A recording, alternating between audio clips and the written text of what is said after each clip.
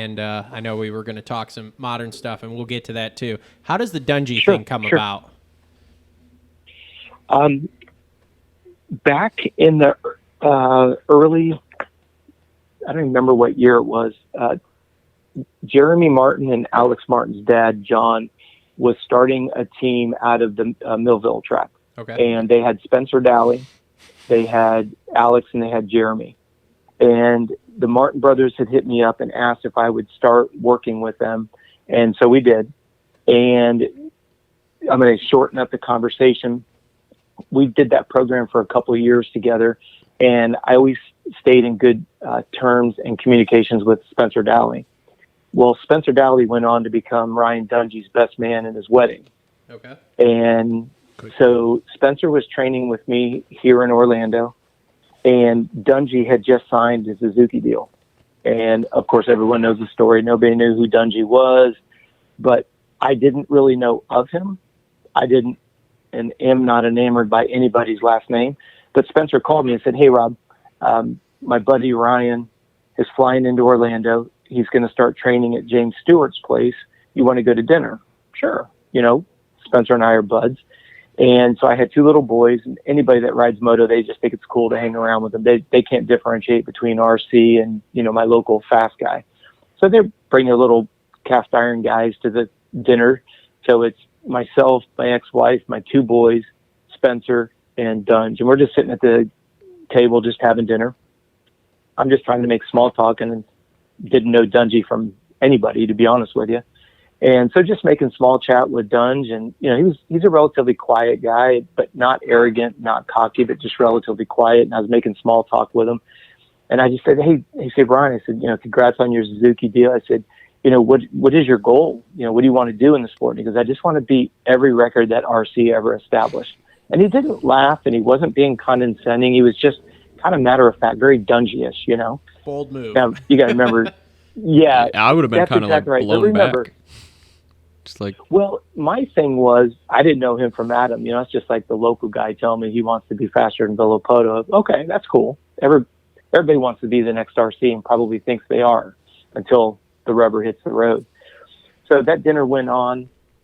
Dungey goes out, trains with Stewart for however long it was until he stuck that wheel in on Stewart at the U.S. Open. And then I remember Mr. Stewart had all of Dungey's stuff sitting at the front gate for him when he showed up on Monday morning. Awesome. And he was there for that. Yeah, he was no longer welcome at Stewart's I compound. never knew that was the reason why, though. That's interesting. Yeah. Yep. Literally, what the Stewarts like to do is they like to always have people there that James can use and abuse. And then when Ryan stuck that wheel in on him, that was it. Mr. Stewart had enough, and literally his stuff was sitting at the front gate that next morning when they got back from the West Coast. That sounds really familiar with these older riders, because I've heard several things of Carmichael being the same way. Of like, you were cool to come ride at my place and Until like you started use beating you me as a kinda cone thing. basically until you start throwing it in on me or do something I don't like, and then boom, you're gone and we're on to the next one. I think Langston used to do that with people too. Yeah.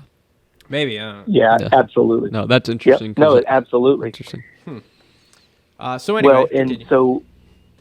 so what ended up happening there was Dunge left, and he got a chance to go up to the goat farm, and he had been up there. I don't know how long he was there, and then I got a phone call from Spencer, and he goes, "Hey, I was with dinner with Dunge yesterday, and he's got some questions about some fatigue issues and some things like that, and would you be willing to talk to him?" I said, "Absolutely."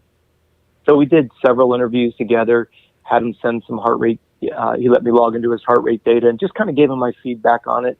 Not because it was done, just because this is going to sound really awkward. Spencer Daly and I go way back, and Spencer has always been a hard worker, and unfortunately he had some unforeseen injuries that kept his career from going very far. But it didn't matter if I was talking to Dungey or Trey Kennard or Stewart or anybody else. If somebody calls and asks a question, I don't really care who the person is on the other end. I just want to get into the meat of the data that you're asking about. And that's what Dunge was really cool about. So he let me look at some data. I gave him my feedback. We looked at some food logs, gave him some feedback, and we just kind of let it germinate for a while. And then he hit me up, I guess it was around October, November. He called me up and said, "Hey, I really think I want to start doing some work together. And we talked. So I drove up to Tallahassee, spent a couple days with him. We kind of discussed what it would take, given his race schedule and all of that. And boom, starting at Christmas, we were together. And I take that back. We actually got together right early in November, because I remember we trained through Thanksgiving, trained through Christmas, and then, of course, A1. And it was an interesting time because he had just signed with KTM, and that KTM is an absolute stink bug in the whoops. Oh, yeah. But yet he just came off of an RM that turns like a unicycle. So it was interesting because he has a new team, new bike.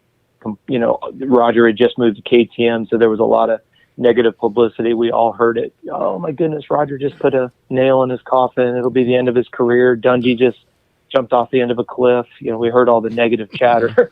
The air shot going flat. That's right. Yeah. So we had a lot of fun with it, and we had a good run at Supercross together and stuff like that. And then some of the pieces behind the scenes started to change. A couple people got in Ryan's ear, things that caused him and I not to see eye to eye on things, on the methodology. And I was totally cool with that. And then he just said, hey, I got to move on to other things. And I said, no problem. Big handshake. Best of luck to you and Lindsay. And, you know, we still text, hello, Merry Christmas, Happy New Year's kind of a thing. No hard feelings whatsoever. Still think the world of both of them. It's just exactly the same way AC needed to move on, same way that, you know, Ryan needed to move on. And I say this very, very humbly. Our supply channel is very filled, and we have a very long waiting list. And I say that very humbly.